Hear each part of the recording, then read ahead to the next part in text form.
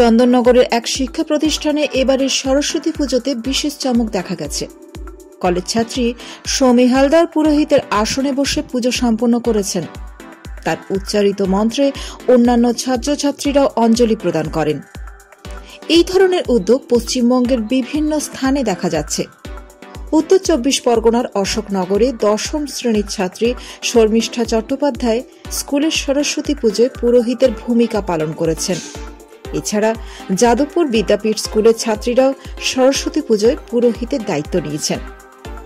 এই ধরনের উদ্যোগগুলি সমাজে নারীর ক্ষমতায়ন ও লিঙ্গ সমতার প্রতিফলন।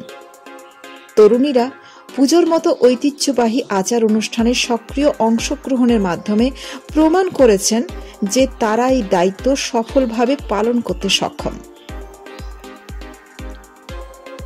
জানা গিয়েছে, সৌমি কলকাতা বিশ্ববিদ্যালয়ের লালবাবা কলেজের ২য় বর্ষের ছাত্রী। ইউটিউব ও পাঁচালী দেখেই পুজো করলেন তিনি।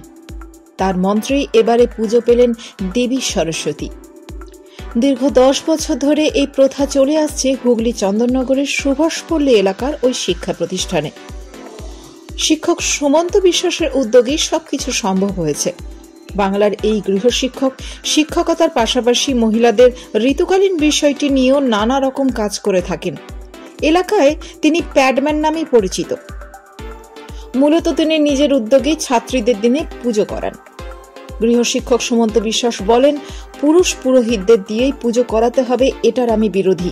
গত ১০ বছরে আমার ছাত্রীরাই এখানে সরস্বতী পুজো করে আসছে। ঋতুকালীন সময়েও ছাত্রীদের দিয়ে পুজো করানো হয়েছে।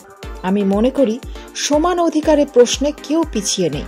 ছাত্রীরাও সমান সচেতনতার যজ্ঞে সামিল হয়েছেন। সৌমি হালদার বলেন, পুরুষতান্ত্রিক সমাজে কেন মেয়েরা পুজো করতে পারবে না? এই প্রথাকে ভেঙে দিতেই এই মহিলা পুরোহিতের দ্বারা পুজো করা হয়। সরস্বতী বিদ্যা দেবী, সবাই তার কাছে সমান। নারীদেরও সমান অধিকার রয়েছে। স্যারের এই উদ্যোগ আমাদের ভালো লেগেছে।